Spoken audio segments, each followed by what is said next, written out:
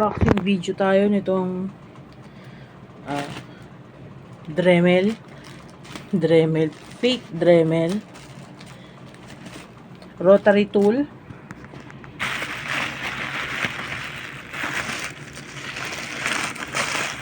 Rotary tool to.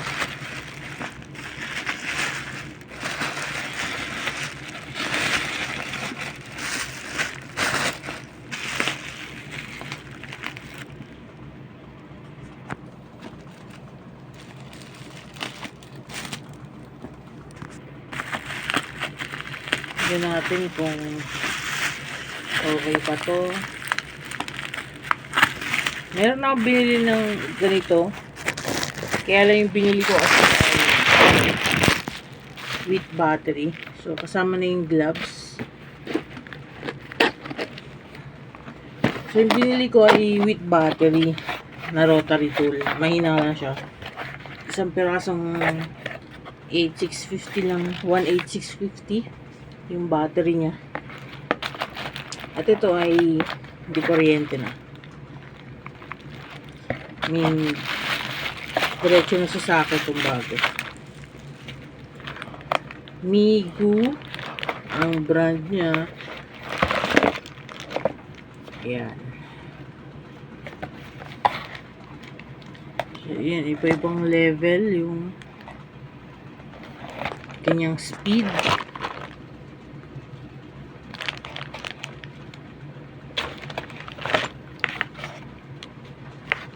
Ayan.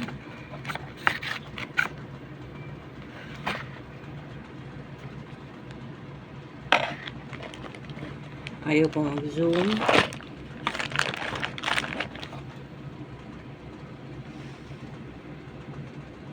Hindi mabasa. Ayan. 130 watts. Tapos, wala siyang toolbox. Ganyan lang, box lang. Kaya mura lang to. Nasa 600 lang to. Link nasa description. Tapos, mas mura kung bibili mo lang yung ito lang.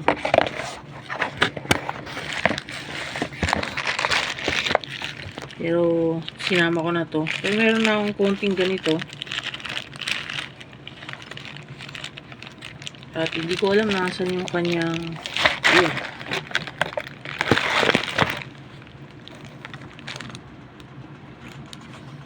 Ito yung manual niya.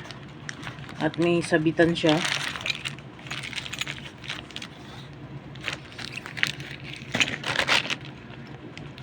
Hindi ko mahanap yung drill bit niya. Kung asan yung drill bit. Kasi nabali ko yung drill bit ko sa rotary tool ko. Nabali ko nga siya.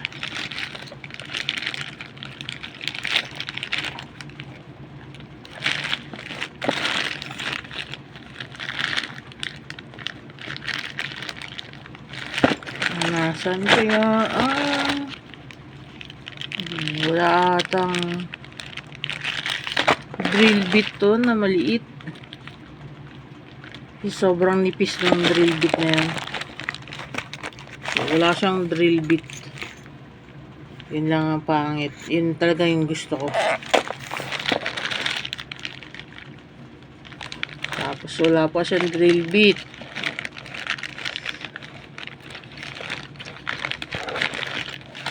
Bakit naman walang drill bit?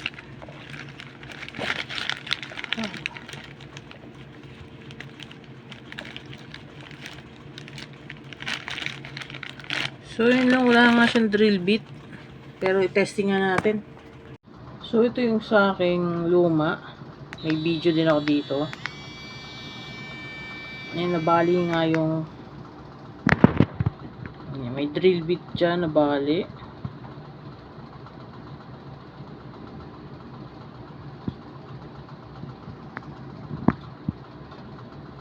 Hindi ma-zoom.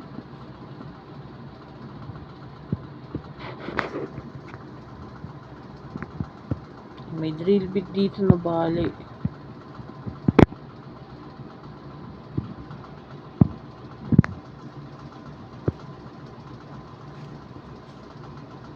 Pero ito yung ginagamit ko madalas ay yung grinder niya. Ginagamit ko pang tabas. Ito talaga yung ginagamit ko, yan. Makikita niyo naman may balahibo pa ng aso ko.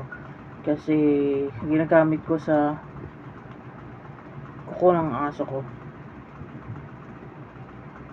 Pag ayaw ko mag-trim, ginagrinder ko. Kasi pag tinitrim, masakit pa rin sa balat. Sa balat pagka pinapatong. Kaya kailangan i-grind. Ito ginagamit ko, di battery.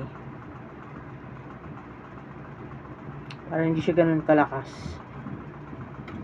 Pero ito, pwede na to. May mahina siya. Kaya meron siyang ganyan lang.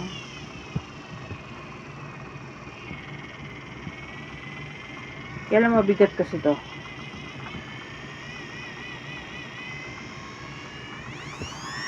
Mabigat to.